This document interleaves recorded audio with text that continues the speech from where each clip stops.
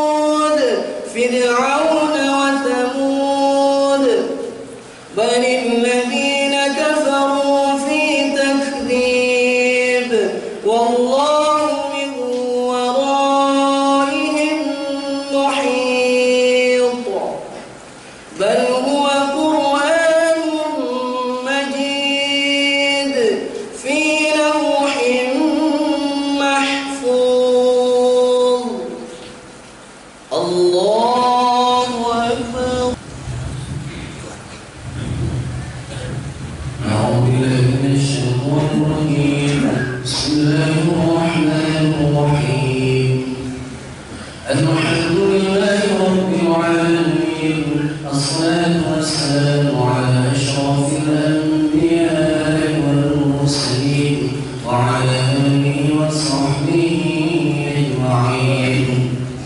اللهم ربنا تقبل منا صلاتنا وصيامنا وركوعنا وقعودنا وسجودنا وتضرعنا وتخشعنا وتعبدنا ولم تقصرنا يا الله يا رب العالمين. اللهم إنك عفو كريم تحب العفو فاعف عنا يا كريم. اللهم افتح أبواب الخير وأبواب النعمة وأبواب البركة وأبواب السلامة وأبواب القوة وأبواب الصحة وأبواب الجنة برحمتك يا أرحم الراحمين. اللهم إنا نسألك رضاك والجنة ونعوذ بك من سخطك والنار.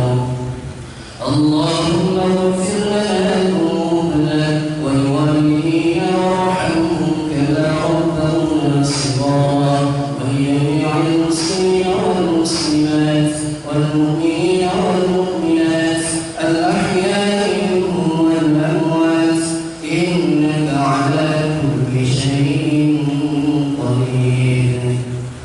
ربنا آتنا في الدنيا حسنة وفي الآخرة حسنة وقنا عذاب النار. وصلى الله على سيدنا محمد وعلى آله وصحبه أجمعين. سبحان ربك رب العزة عما يصفون والسلام على المرسلين والحمد لله رب العالمين. الله أكبر الله أكبر الله أكبر الله أكبر الله أكبر الله أكبر الله أكبر الله أكبر الله أكبر.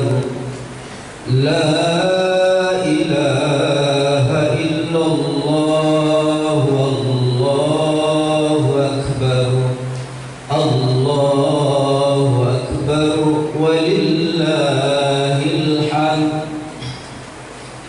الحمد لله الحمد لله الذي هدانا لهذا وما كنا لنهتدي لولا أن هدانا الله. أشهد أن لا إله إلا الله وحده لا شريك له وأشهد أن محمدا عبده ورسوله الذي لا نبي بعده. اللهم صل وسلم وبارك على هذا النبي الكريم وعلى آله وأصحابه ومن تبع سنته. أما بعد فيا عباد الله اتقوا الله حق تقاته ولا تموتن إلا وأنتم مسلمون. وسارعوا إلى مغفرة من ربكم وجنة عرضها السماوات والأرض أعدت للمتقين. Ma'asyiral muslimin jamaah salat Idul Fitri rahimakumullah. Marilah kita bersyukur kepada Allah atas limpahan rahmat dan karunia yang diberikannya. Kita dapat berkumpul di masjid yang luar biasa ini, walaupun dalam suasana hujan rintik-rintik, namun insya Allah kita dapat menjalankan ritual atau ibadah sholat Idul Fitri dengan baik dan sukses. Semoga rangkaian ibadah yang kita laksanakan pada hari ini dan di bulan Ramadan ini dinilai ibadah di sisi Allah Subhanahu wa Ta'ala. Salawat dan salam adalah sama-sama kita hadiahkan kepada Nabi Muhammad SAW Allahumma sholli ala Sayyidina Muhammad wa ala ali Sayyidina Muhammad. Mudah-mudahan seiring dengan bertambahnya usia, kita semakin dekat dengan ajaran yang dibawanya. Ma'asyiral muslimin jamaah salat Idul Adha rahimakumullah. Melalui mimbar ini saya mengajak kita semua untuk senantiasa meningkatkan ketakwaan kepada Allah, berupaya sungguh-sungguh menjalankan perintah-perintahnya kendati pun itu berat, dan berupaya dengan sepenuh hati menjauhi larangan-larangannya kendati pun itu sulit.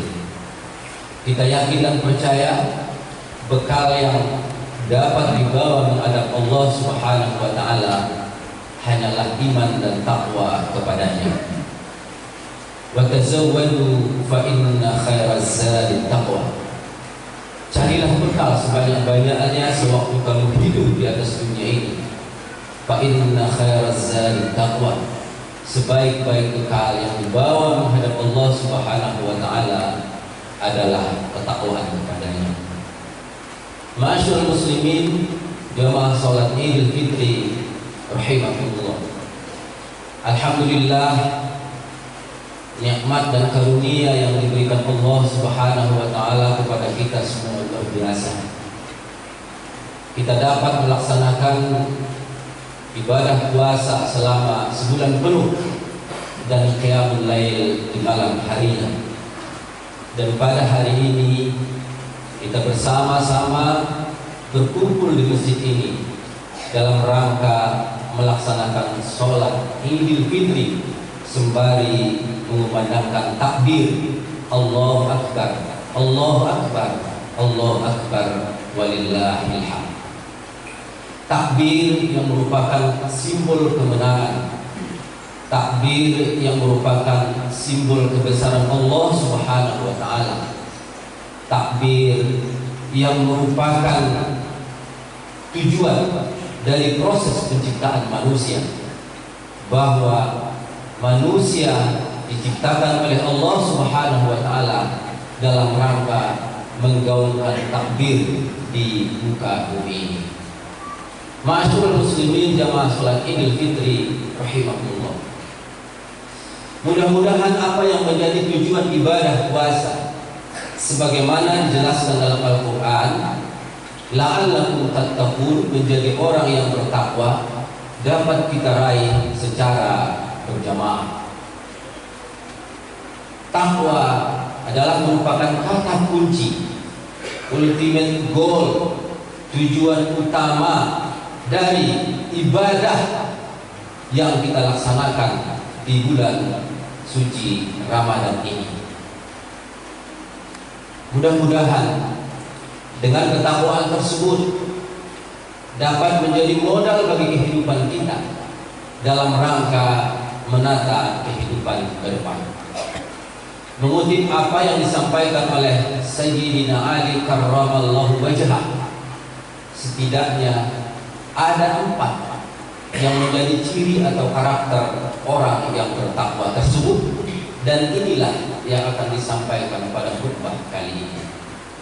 Yang pertama, ciri orang yang bertakwa itu adalah khauful jalil.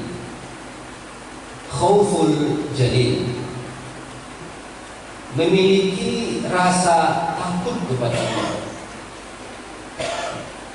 Karena takut kepada Allah, maka hidup ini dirasakan selalu diawasi dan pantauan Allah Subhanahu wa taala. Ini merupakan kesadaran paling mendalam dalam diri manusia. Tatkala ia sudah sampai kepada satu martabat atau satu puncak capaian dalam hidup ini, senantiasa merasa diawasi oleh Allah Subhanahu wa taala. Kita mengenal ada malaikat raqib wa atid. Dan saat ini saat teknologi berkembang, ada yang namanya CCTV.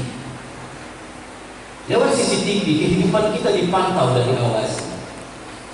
Ternyata apa yang dicapai oleh manusia lewat teknologi modern kali ini itu sudah merupakan karya monumental yang telah diciptakan oleh Allah Subhanahu wa taala sejak alam semesta ini tercipta. Lewat malaikat raqib wa atid, Allah Subhanahu wa taala memantau kehidupan kita dan apapun yang kita laksanakan di atas dunia ini. Namun yang sering kita alami adalah kendati pun pemantauan itu melekat, tapi kita tidak merasakan bahwa kita sedang diawasi. Orang yang bertakwa setelah dididik sebulan penuh, kemudian qiyamul lail di malam hari, mudah-mudahan kepribadian kita, jiwa kita terbina, terdidik, sehingga senantiasa merasa diawasi oleh Allah Subhanahu wa taala.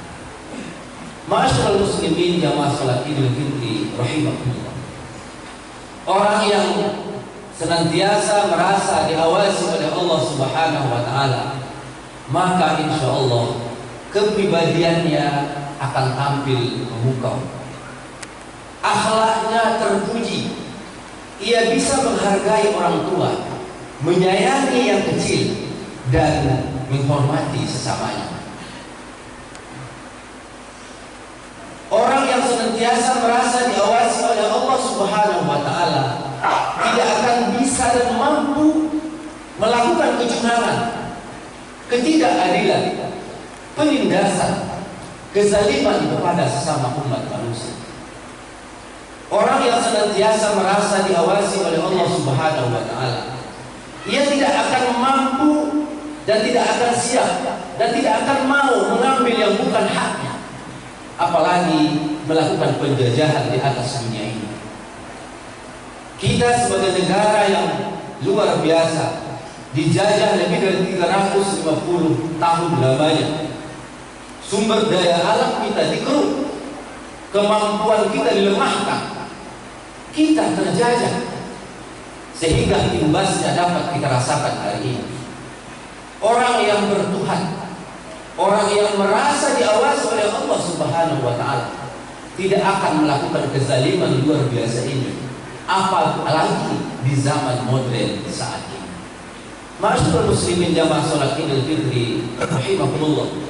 Mudah-mudahan kita yang berpuasa di tahun ini dan di bulan ini diberikan oleh Allah Subhanahu wa taala anugerah luar biasa, yaitu mampu merasakan khauful jalil, takut dan senantiasa merasa diawasi oleh Allah Subhanahu wa taala. Ciri orang bertakwa yang kedua adalah wa amalun bitanzil, mengamalkan apa yang diturunkan oleh Allah Subhanahu wa taala lewat Al-Qur'an dan Sunnah, lewat Al-Qur'an dan hadis. Seiring usia, seiring umur yang sudah menua, idealnya hidup kita semakin dekat dengan ajaran Al-Qur'an dan hadis sebagai warisan dari Nabi Muhammad SAW. Dan beliau menyatakan dalam hadisnya bahwa jalan selamat itu adalah mengamalkan Al-Quran dan hadis. Al-Quran dan hadis itu dipahami oleh para ulama.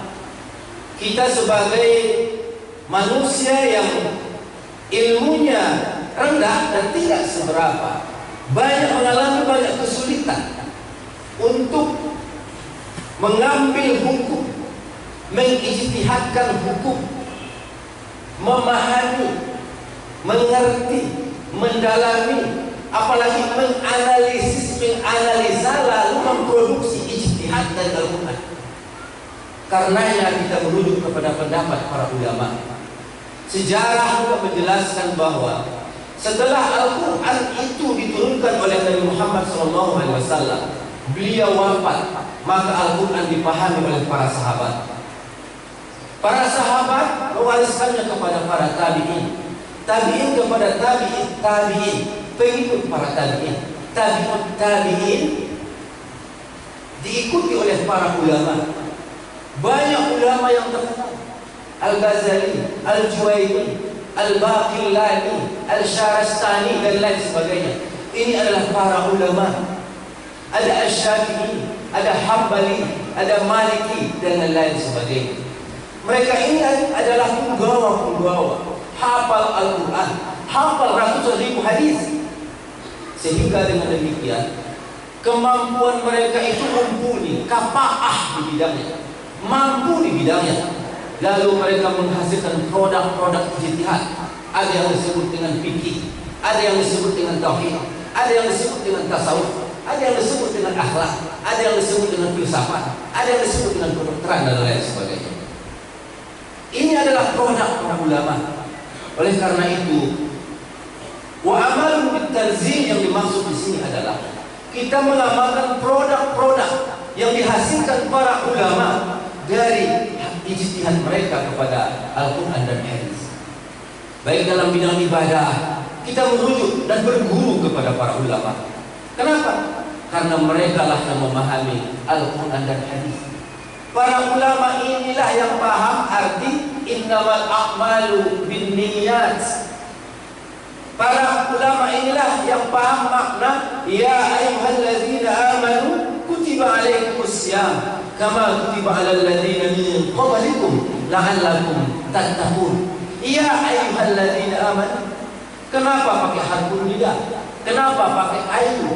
Apa kaitannya dengan amanu? Amanu itu fi'il apa? Fi'il madhi atau fi'il mudhari atau fi'il amar? Kata kerjanya itu masa lalu, masa sekarang atau masa akan datang. Secara tata bahasa dan balaghah sastra ini maksudnya apa? Kenapa pakai istilah min qablikum? Kenapa qabli? Nah, ini semuanya dikaji dan dibahas oleh para ulama, para ustaz, guru-guru mumpuni. Jadi tidak simsalabim dan asal jadi. Kutip di internet, tanya kepada Mr. Google, diamalkan, mengeluarkan fatwa, belakangan menyesatkan orang. Ini salah. Salahnya itu luar biasa.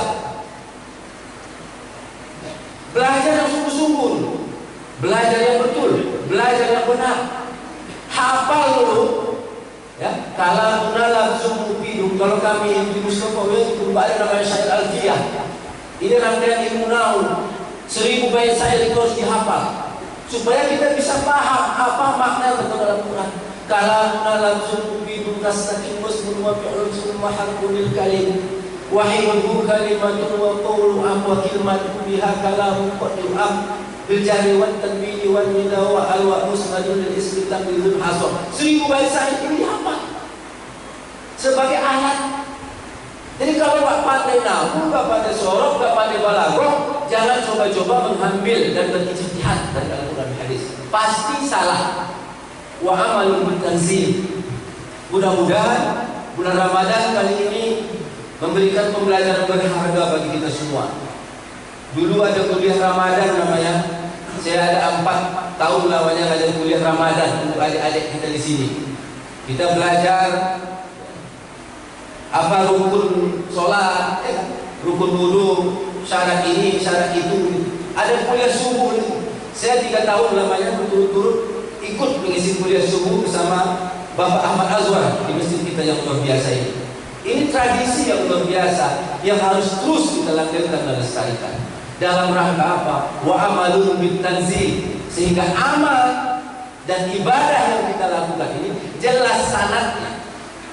Sanad itu penting supaya kita yakin dan percaya dan bisa memastikan amal kita ini betul-betul dilaksanakan Nabi dulu. Ada sanadnya. Jadi sekarang kalau di pesantren Mustafa itu setiap mata pelajaran ada sanadnya, Mama, ada sanadnya. Dan saya tuh mencetak sanad. Saya cetak sanadnya. Dari guru kami ini ke guru kami ini, guru kami ini kepada Al-Ghazali kepada Al-Bahili dan seterusnya sampai kepada Nabi Muhammad SAW. Jadi kita tahu betul bahwa sholat yang kita lakukan ini sesuai dengan sholat yang dilaksanakan oleh Nabi Muhammad SAW. Masyaallah muslimin jamaah sholat Idul Fitri rahimahumullah. Ciri orang yang bertakwa yang ketiga adalah wal qanaatu bil qalil. Merasa cukup dengan apa yang dimiliki. Merasa cukup. Orang yang dilatih di bulan puasa Ramadan ini diharapkan tumbuh menjadi pribadi yang berupaya dengan sungguh-sungguh memenuhi kebutuhannya, bukan memenuhi keinginannya. Jadi kita ini dituntut berupaya keras, mampu dan bisa, serta sanggup memenuhi tuntutan kebutuhan hidup. Apa yang menjadi kebutuhan? Sandang, papan, dan pangan. Kita disuruh berusaha keras, disuruh bersungguh-sungguh bekerja. Alhamdulillah sekarang ini nikmat Allah sedang berpihak kepada rakyat Indonesia yang punya kebun sawit. Bersungguh-sungguhlah bekerja. 10 tahun yang lalu saya sampaikan, di sini juga di mimbar ini, kalau kita sungguh-sungguh tidak sungguh-sungguh, di suatu waktu kita akan terjajah di negeri sendiri. Akan terjajah. Lahannya berada di sekitar kita yang punya orang lain. Orang Medan, ya, bahkan orang luar negeri yang punya. Lalu kita menjadi apa? Menjadi pekerja. Dalam bahasa kasarnya menjadi budak. Menjadi budak di negeri sendiri, menjadi budak di Moratapus. Lebih terhormat menjadi budak di luar negeri. Terhormat. Berangkat ke Malaysia menjadi tenaga kerja wanita, ya, berkelas ini, naik pesawat. Ini menjadi budak di negeri sendiri. Kenapa? Karena kita tidak mau bekerja keras. Jadi khusus adik-adik saya ini, ya, adik-adik saya ini, anak-anak, saya juga udah punya anak-anak saya 4, ya. Anak-anak, belajarlah yang sungguh-sungguh. Kalau mampu belajar, jangan malas belajar. Mau di pesantren, mau di SMP, mau di SMP IT dan lain sebagainya, silakan. Belajari. Supaya apa? Supaya kita ke depan ini tidak menjadi objek yang terjajah, menjadi mangsa, menjadi konsumen. Kita ini hanya menjadi konsumen aja. Konsumen apa? Konsumen handphone. Di Jepang ada SMA itu buat handphone. Kita konsumen handphone. Setelah kita jadi konsumen, kita bangga, merasa kalau kita sudah punya handphone itu, kita sudah menjadi orang hebat. Sampai-sampai kita lupa bahwa di sebelah kanan kita ada saudara kita, ada orang tua, ada nenek, ada kakek, ada anak dan lain sebagainya. Kita bangga dengan produk orang lain. Generasi Moratapus harapannya ke depan harus mampu berpikir bagaimana caranya buat handphone. Bagaimana caranya buat kamera? Bagaimana caranya buat CCTV? Bagaimana menciptakan rekayasa sistem dalam bidang komputer misalnya? Kita harus bisa menciptakan antivirus kalau virusnya dibuat orang lain. 200 lebih sarjana di sini di Moratapus. Survei kita sekarang lebih 200 sarjana. Kalau di Pasaman Barat mungkin ya Moratapus ini ya orang yang paling banyak berpendidikan, dan dari sisi tingkat pendidikan lebih tercerahkan dibandingkan dengan desa-desa lain. Tapi ditunggu kontribusi kita bagi generasi penerus ini. Nah, bagaimana contohnya? Contoh saya di Medan, berapa orang yang bisa saya bina? Dan itu sudah saya lakukan. Dan saya sudah hitung sudah lebih 100 orang yang saya bina di Medan, berasal dari Moratapus dan sekitarnya. Dan yang sedang saya bina sekarang ini ada Hari Arizona. Saya bina dalam bidang pengembangan IT. Beliau ini punya skill yang luar biasa. Lalu ada abang kita misalnya di Langsa, berapa yang bisa membina? Ada abang Fahmi misalnya di Rawa, berapa yang bisa membina? Ada yang di Padang, puluhan orang di Padang, berapa yang bisa Anda bina? Dan Anda yang tinggal di Moratapus, berapa yang bisa Anda bina dari adik-adik kita ini? Kalau ini kita lakukan, maka insya Allah akan tumbuh generasi emas dari desa Moratapus, bukan hanya kaya intelektualitas, cerdas, tetapi bermanfaat bagi umat. Dalam istilah al-syariati, ulul albab atau rohusan fikih.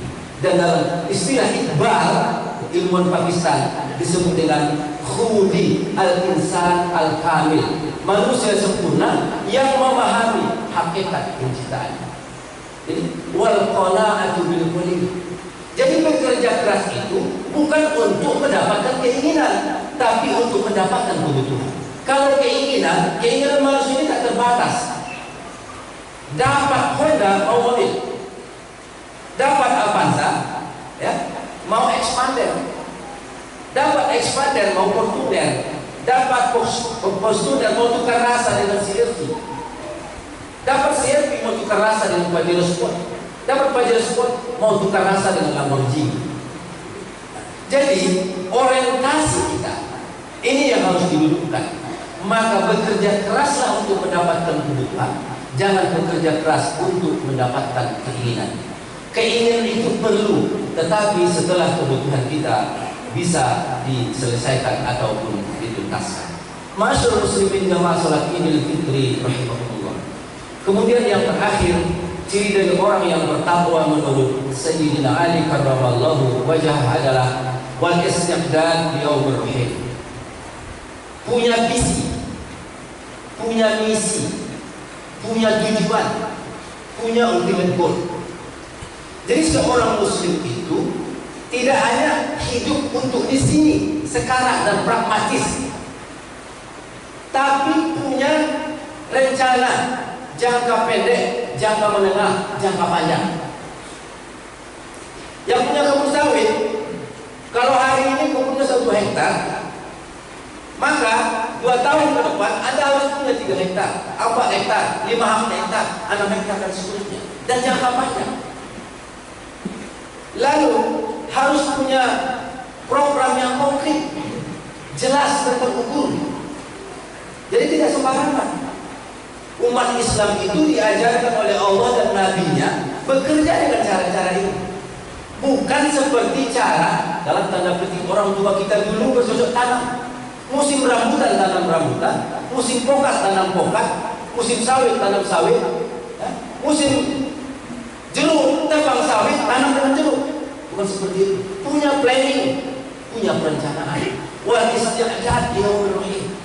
Jadi seorang muslim itu berpikir jauh ke depan, melampaui dunia ini sampai ke akhirat. Adik-adik dan anak-anak kami yang sekolah juga seperti itu. SMP, jangan pada ke taman SMP. Saya sudah mendidik puluhan orang yang taman SMP. Ada Dadi Mariadi namanya. Tapi alhamdulillah hari ini dia sukses. Dia bisa dididik. Ada orang Sultan sana, entah berapa orang ya. Saya tidak mau menyebutkannya. Hanya taman SD. Menjadi orang yang taman SD ini jauh lebih berat dibandingkan dengan mendidik orang yang taman SMP. Ada satu orang yang saya didik itu membaca pun dia tidak bisa baca. Gak bisa dia baca. Sementara dia harus mengajari dunia usaha. Gimana caranya? Kalau taman SD itu bacanya pun masih dia cari. Bagaimana dia berinteraksi dan mengembangkan diri ke depan. Nah, jadi adik-adik anak-anak kami maka belajarnya sungguh-sungguh. Taman SMP SMA, taman SMA SMP. Taman SMP harus kuliah S1, S2, S3 dan guru besar. Saya juga seperti itu dulu. Oh, orang tua gak mampu. Selalu ada jalan. Selalu ada jalan. Selalu ada cara bagi orang yang bersungguh-sungguh. Manjada wajada. Siapa yang bersungguh-sungguh, wajada, sukses. Asal kita mau bersungguh-sungguh. Jangan jadi pecundang, harus jadi pejuang. Jadi orang-orang Tapus itu gak ada yang dilahirkan sebagai pecundang, karena kita perantau di sini. Ini wilayahnya Sumatera Barat. Ini wilayah Sumatera Barat. Wilayah adat itu hanya yang diberikan sama kita dan itu sangat terbatas. Jadi pecundang gak bisa hidup di sini. Yang bisa hidup itu pejuang dan petarung. Ada satu keunggulan kita secara sosiologis dan antropologis. Secara sosiologis kita ini bersuku Mandailing, tetapi kita melakukan akulturasi, ya, beradaptasi, bergaul, berinteraksi dengan masyarakat Padang. Jadi kita punya 2 keunggulan. Keunggulan yang ada dari suku Mandailing dan keunggulan yang kita dapatkan di perantauan, yaitu Sumatera Barat. Jadi kalau ini bisa diformulasikan menjadi satu potensi diri, Anda merantau, Anda akan menjadi sosok yang luar biasa. Makanya orang-orang Tapus itu kalau merantau itu luar biasa semua, nggak ada yang biasa-biasa saja. karena punya dua keunggulan ini. Dia punya skill, dia kreatif, dia punya IQ dan intelektualitas yang cukup, dan dia punya kemauan keras yang luar biasa. Akhirnya sukses perantauan. Oleh karena itu mari kita bersungguh-sungguh bangun visi, misi atau tujuan hidup, baik jangka pendek, jangka menengah, dan jangka panjang. Bapak Ibu, saudara-saudari jamaah sholat Idul Fitri rahimahullah, apabila ciri-ciri dari takwa yang dijelaskan oleh Sayyidina Ali karramallahu wajhah ini menjadi hiasan, menjadi karakter dari setiap muslim yang sudah menjalankan ibadah puasa, maka insya Allah kita akan sukses baik di dunia maupun di akhirat.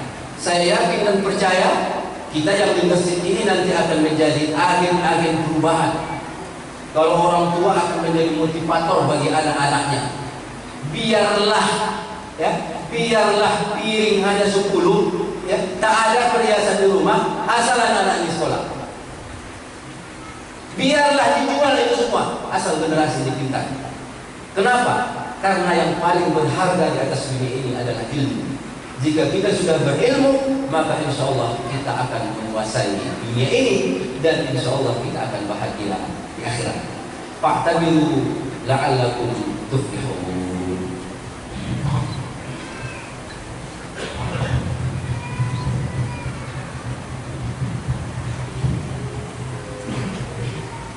Allahu Akbar, Allahu Akbar, Allahu Akbar, Allahu Akbar, Allahu Akbar, Allahu Akbar, Allahu Akbar.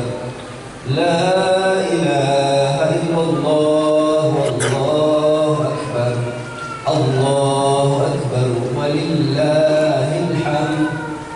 Alhamdulillahilladzi amarna bil-ijtihadi wal-i'tisami bihablillahi al-matin. Asyhadu an la ilaha illallah wahdahu la syarika lahu, iyyahu na'budu wa iyyahu nasta'in. Wa asyhadu anna Muhammadan 'abduhu wa rasuluhu al-mab'uuth rahmatan lil 'alamin. Allahumma shalli wa sallim wa barik ala hadha an-nabiyil karim wa ala alihi wa ashabihi ajma'in. Wa ya ibadallah ittaqullaha haqqa tuqatih wa la tamutunna illa wa antum muslimun. Qala ta'ala fil Qur'anil Karim wa asdaqul qa'ilin, a'udzu billahi minasy syaithanir rajim. Bismillahirrahmanirrahim. Inna Allaha wa malaikatahu yusholluna 'alan nabiy ya ayyuhalladzina amanu shallu 'alaihi wa sallimu taslima. Allahumma shalli 'ala sayyidina Muhammad wa 'ala ali Muhammad kama shallaita wa sallamta wa barakta 'ala Ibrahim wa 'ala ali Ibrahim fil 'alamin innaka Hamidum Majid. Allahumma qul lana wal muslimin wal muslimat wal mu'minina wal mu'minat al ahya'i minhum wal amwat innaka sami'un qaribun mujibud da'awat. Amin amin ya qadil hajat. Rabbana iftah bainana wa bain qawmina bil haqqi wa anta khairul fatihin. Rabbana atina fid dunya hasanah wa fil akhirati hasanah wa qina adzaban nar. Walhamdulillahi rabbil alamin. Ibadallah, innallaha ya'muru bil 'adli wal ihsan wa ita'i dzil qurba wa yanha 'anil fahsya'i wal munkari wal baghi. Ya'izukum la'allakum tadhakkarun wa la dzikrullahi akbar. Assalamualaikum warahmatullahi wabarakatuh. Allahu Akbar, Allahu Akbar, Allahu Akbar. La ilaha illallah, wallahu akbar. Allahu Akbar walillahil hamd. Allahu Akbar, Allahu Akbar, Allahu Akbar. La ilaha illallah, wallahu akbar. Allahu Akbar walillahil hamd.